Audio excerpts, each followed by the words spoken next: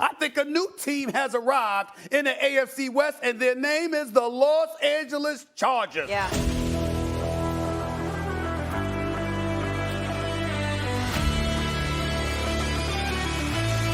Herbert stops, launches deep. Jalen Guyton, he's got it! Herbert fires open, making the grab. Mike Williams down the sideline. On the 17-yard line, look out again. Carr, intercepted.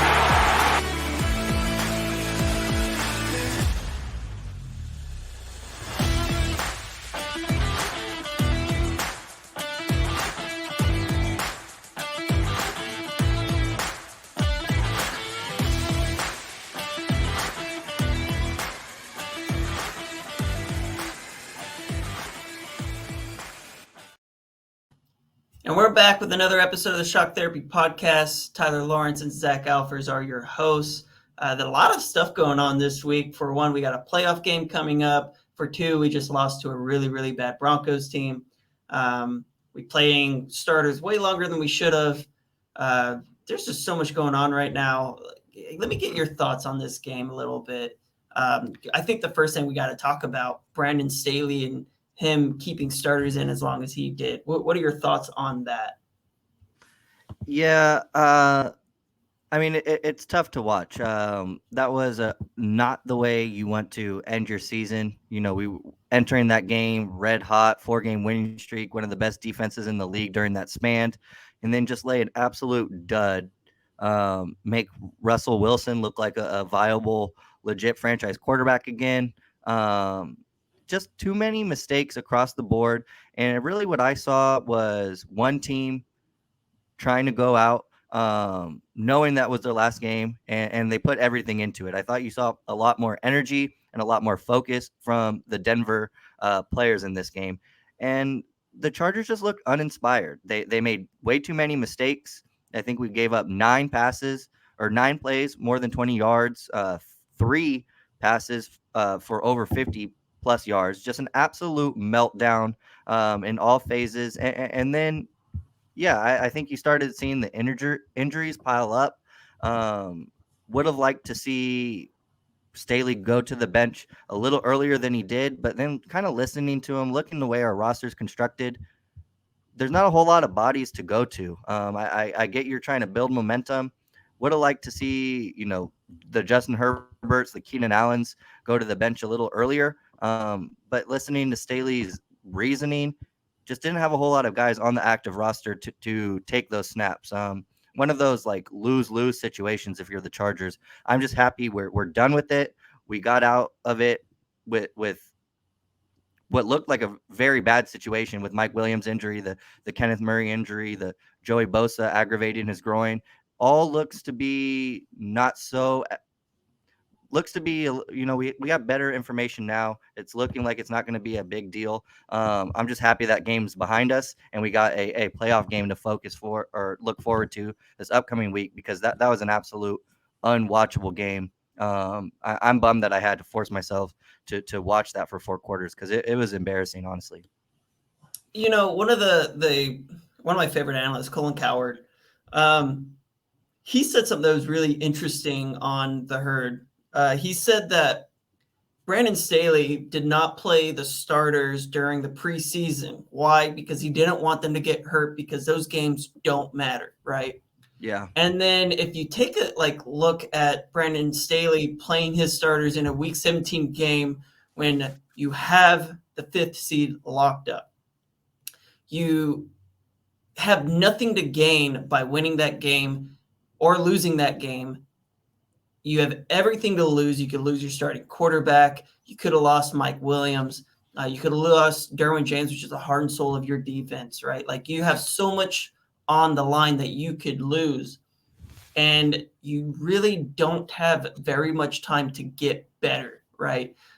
There are some things you could clean up. There's some things you could try. There's, you could try to,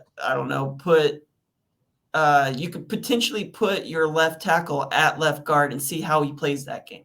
You can kind of play with the little things here and there, but overall, the risk reward of what you gain by playing that game and what you lose by potential injuries doesn't make a whole lot of sense. It's not very consistent. If you're not going to play them in the preseason because the game does not matter, how much does this game matter? And I understand the reasoning. I think that the one thing that I want to point out is in the preseason, you have a roster of 90 guys, as opposed to this game, we had 48 guys. So I think that's one big difference that you need to take into account. The second thing that I will say, I like the idea of playing the starters. I just don't like the length that they were playing. First off, I like getting the starting guys out there. For one, we haven't seen this team at full strength for much of the year.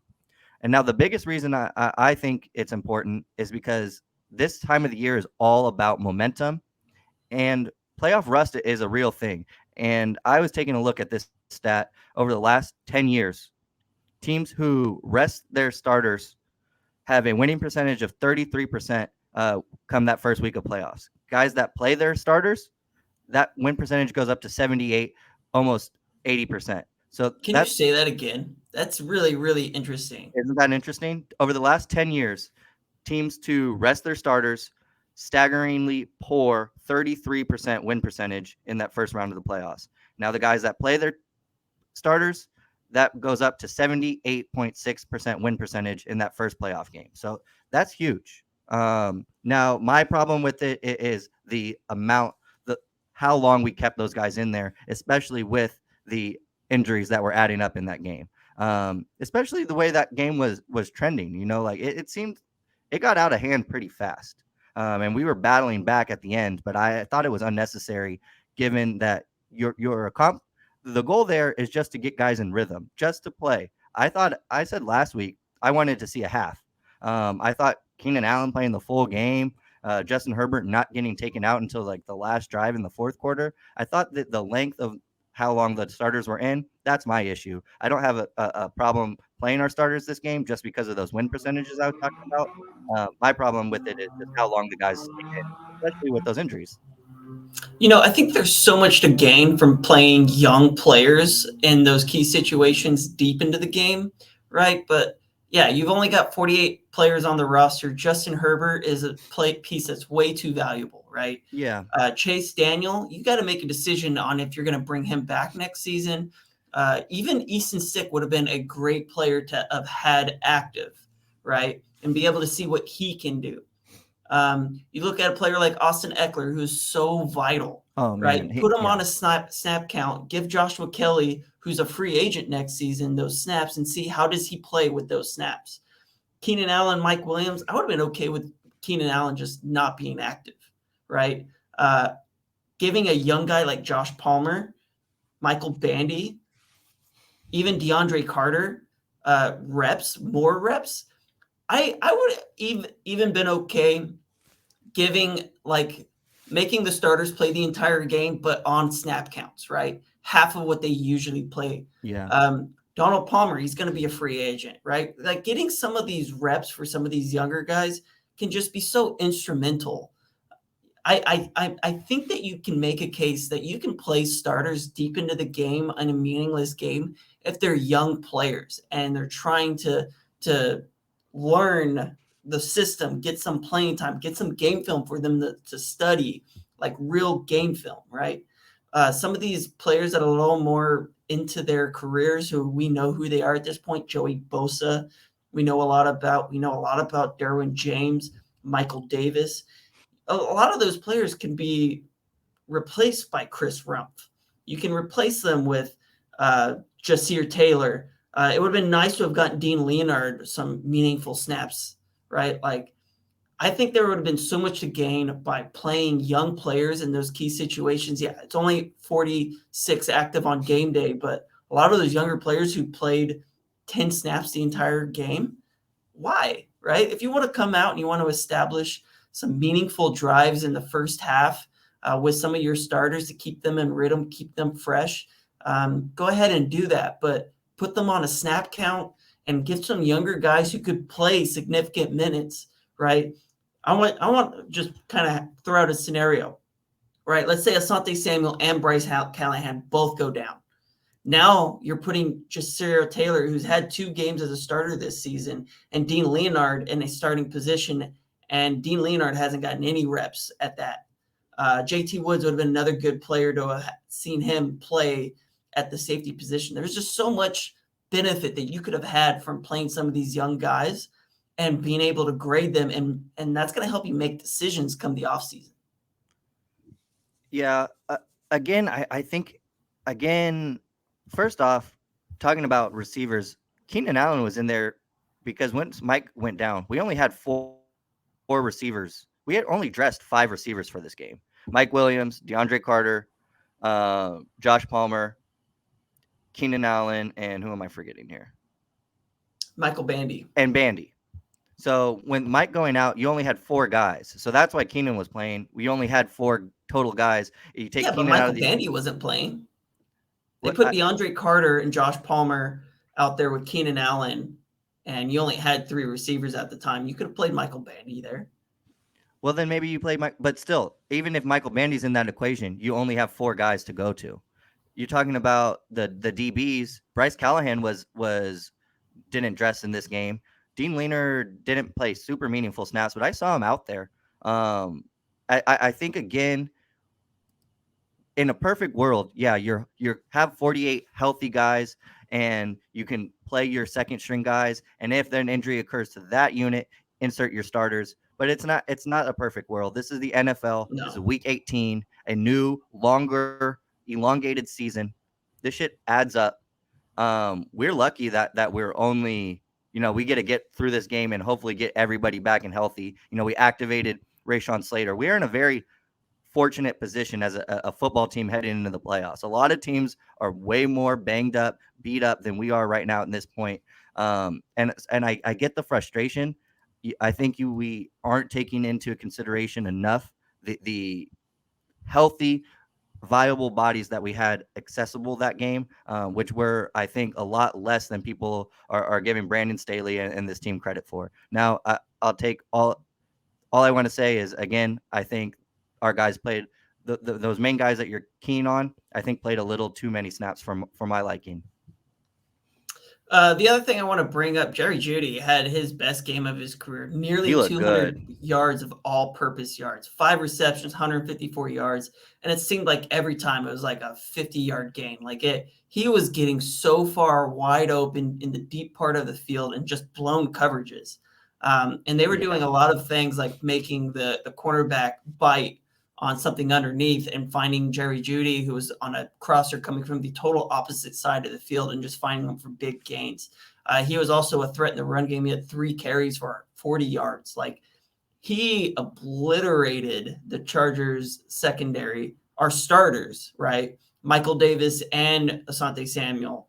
And they got him matched up with some of the safeties and kind of that weird part of the area of the field where is it the corner? Is it the safety's responsibility?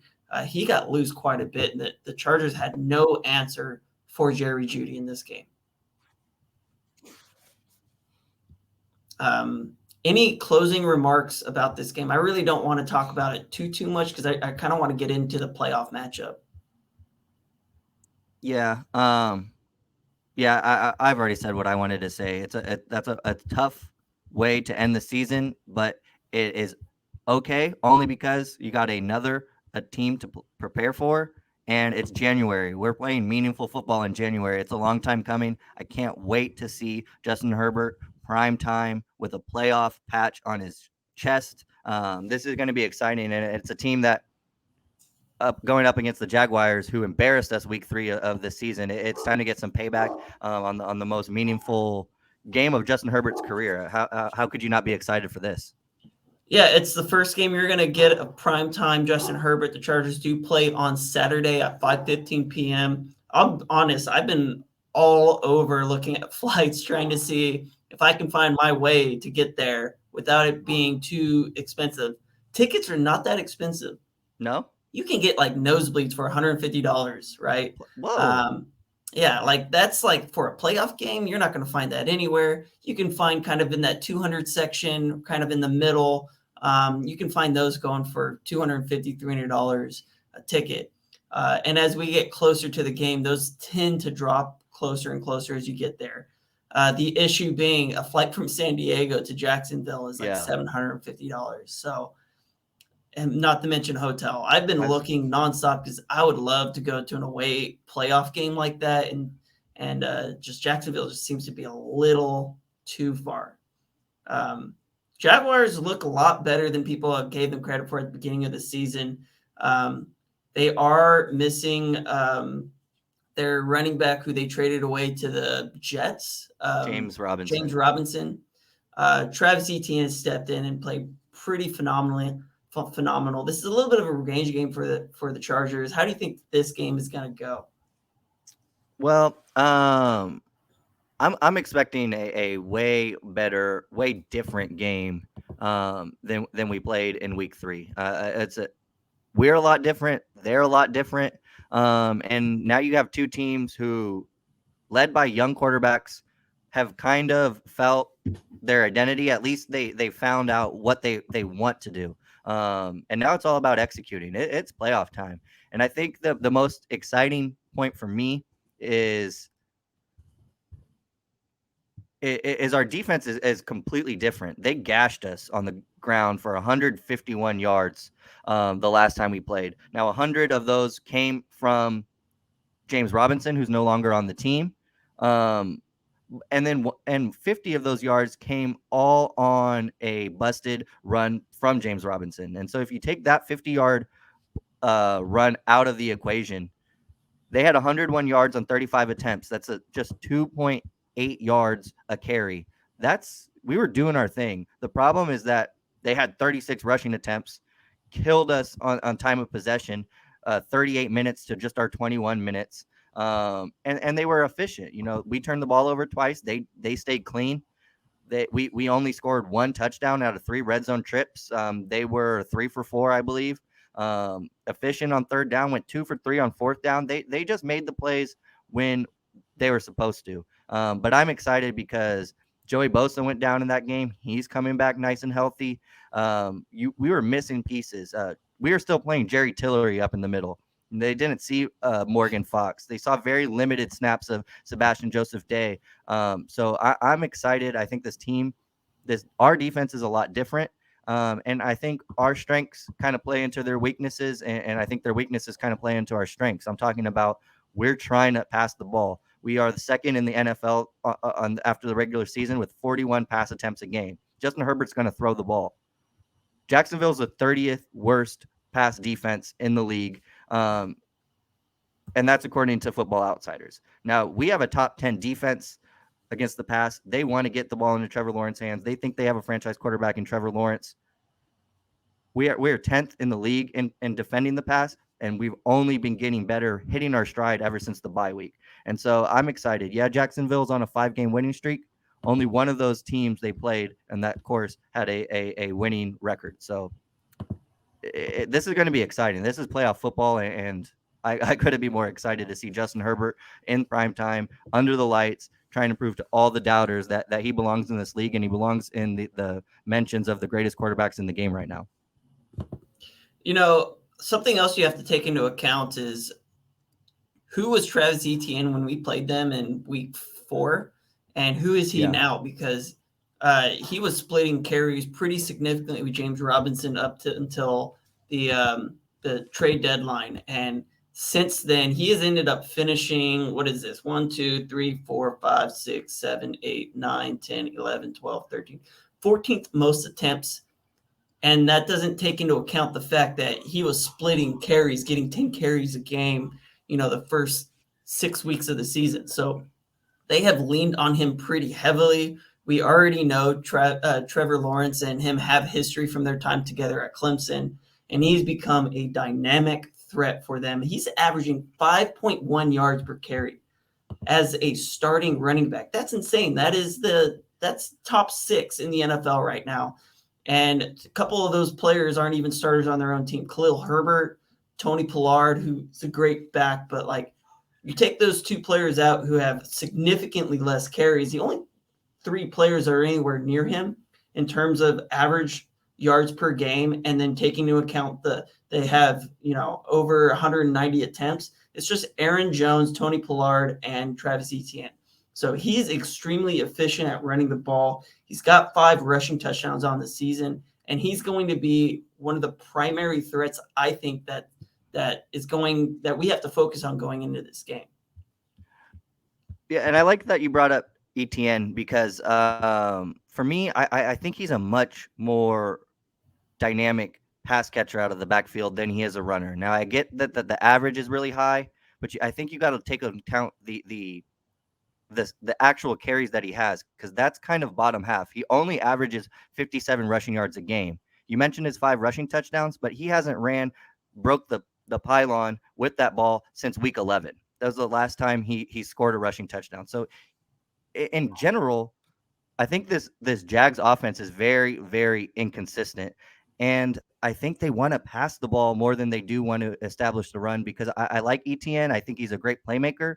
He's not really a between the tackle type. And he's not even that has the power that, say, Austin Eckler has. I think he's a decent runner because, well, you look at that yard per carry average, I think it's just because he doesn't have as many carries on the year as Tony Pollard or the Aaron Jones, whoever else you mentioned. So I think more. He's got more. He's got over 200 carries. He's like top 15 in total carries this season. In total carries, and he averages 5. Then that I think just speaks to what my main point was. Even if he's efficient and they're running the ball, they don't do it a whole lot if he's averaging 57 yards a game. Right? They want to pass the ball. They're going to use them in the red zone. They're going to use them in short distances, but they're not going to run him. You have to take into account that Travis Etienne was only getting 10 carries on the early part of the season. He's got 1,100 yards this year. 1,100 yards. I saw that. He's been efficient. And while he hasn't been getting a whole lot of touches in the red zone, he has still been putting up massive amount of yards at different points during the season. I mean, for a rookie to get over – for any player to get over 1,000 yards rushing, especially in today's NFL where it's a pass-happy league, like you're doing something right. And I get that Travis Etienne is a threat out of the backfield, catching passes out of the backfield, right? He's got 316 yards and just 35 receptions on the year. 35 receptions in 17 games. That's like 2 catches a game. So even though he is a threat out of the backfield to catch the ball and run with it, I think he's dangerous in space. They haven't been utilizing him like that. The Jaguars have 4 different players with over 500 yards receiving this season. Christian Kirk's got 1,100. Zay Jones got 800. Evan Ingram's got 766. And Marvin Jones is over 500 as well. All of those guys are combining for 8, 9, 10, 11, 12, 13, 14, 15, 16, 17, 18, 19, 20 total touchdowns out of their top 4 wide receivers. And Travis Etienne doesn't have a single one. Kind of an interesting stat. So they really have put a lot of emphasis on pulling the best out of Trevor Lawrence that they can. And he's been much more efficient. Now, I don't know if you got a chance to watch the Jaguars game, but he misses some wide open players at times. I think Trevor Lawrence is going to be a phenomenal quarterback. I mean, if you look at him and Justin Herbert, there's a lot of similarities in their height, their arm strength, maybe not quite as strong, but he has some zip on that ball. There's a reason why he made it to the college national championship just about every season he played. He's an extremely, extremely good player, but he's still coming up, right? He's on the up and up. I think that Urban Meyer really set him back last season, and now that he's got a competent coach, he's on the up and up. He's going to be a top 5 quarterback in this league at some point in his career. It's just not going to be this season. I'm hoping we can take an advantage of that come playoffs, come Saturday. Yeah, I'm excited for this defense to get another shot at him. He was super efficient in that first meeting. And I think offensively, a big piece that we didn't have week 3 was Keenan Allen, who only has 7 games. But like, if you take that stat line and elongate it over the course of the season, this guy was on pace for a record year. He has that potential to wreck the game. And again, I don't believe this pass defense is very good. I think their weaknesses play right into our strengths. So I'm excited. I expect a big game from Keenan, and I'm not sure what we're going to, how healthy or what version of Mike Williams we're going to get. I just know that he's going to be a lot more productive when he is in that game with Keenan Allen lining up in the slot or on the other side of him, because he's an absolute game changer, and I think we've been seeing that return to the lineup. I think one of the things you have to take a look at is Foyeside Aluakon, 184 tackles. Man. Anytime a player even comes close to approaching that 200 mark, like that's something special.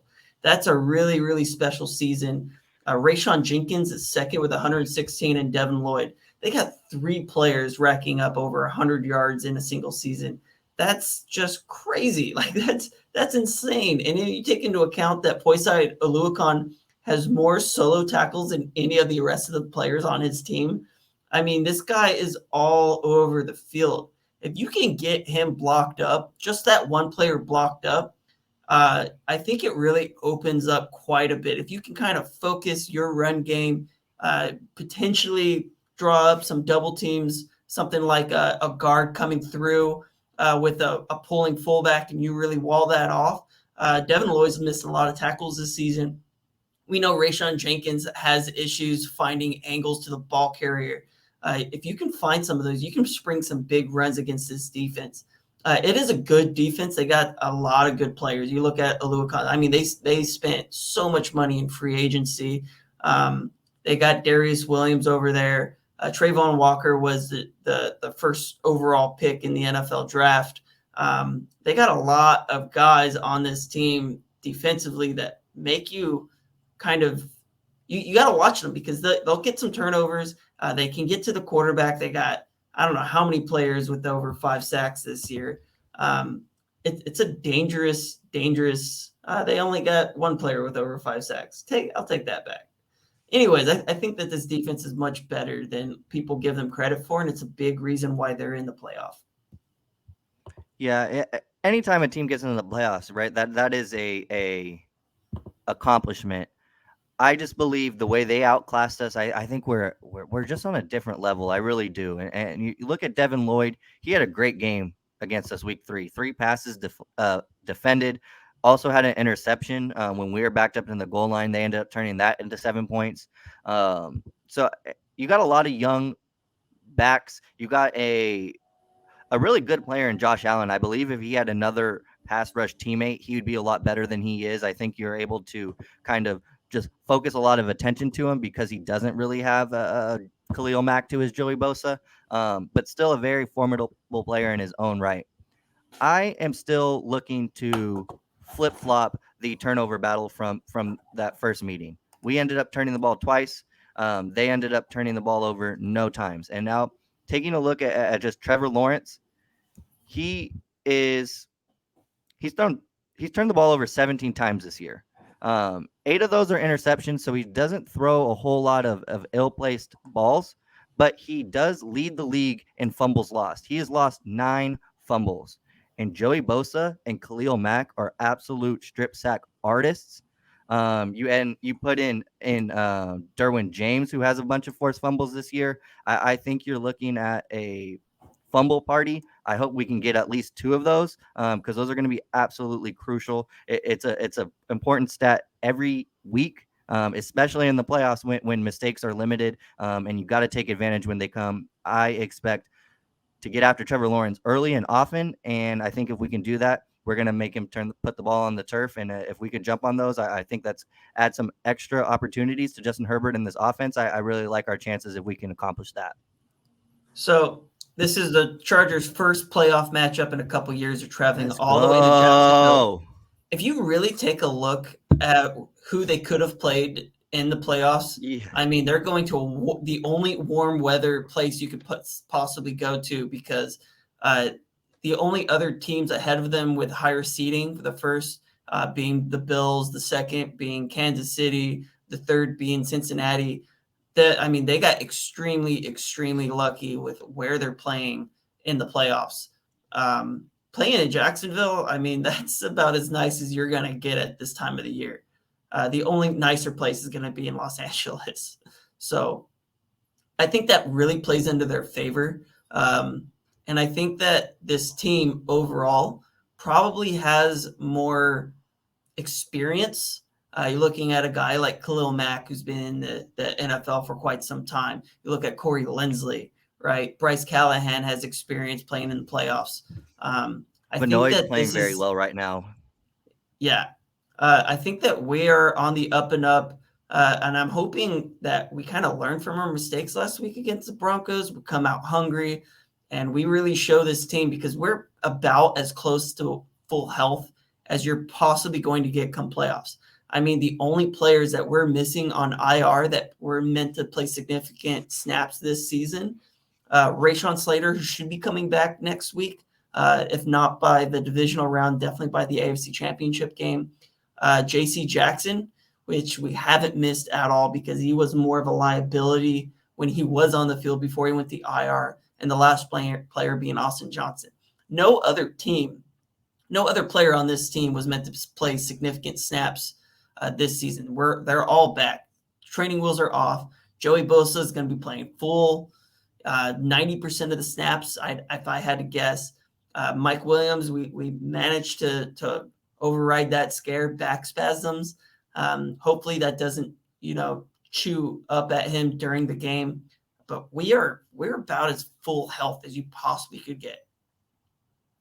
No, I like the matchup, especially coming off an embarrassing loss like we had against the Broncos. This is the easiest path first round playoff game that we could have had. You're talking about possibly playing the Chiefs for a third time in Arrowhead, the Bills and Buffalo, either the Ravens or the Bengals. No, you get the Jaguars, who embarrassed you. You have live game footage of this season against this team. Yeah, they're changed a little bit, but that is honestly instrumental to a brain like Staley. I can't wait to see the game plan that we develop, because it's going to be new. We're going to throw some looks that we haven't shown all year. I can't wait for this thing to unfold, because I think it's going to be an absolutely exciting game from start to finish. And maybe I shouldn't be feeling this confident, but I am excited for what's going to happen Saturday.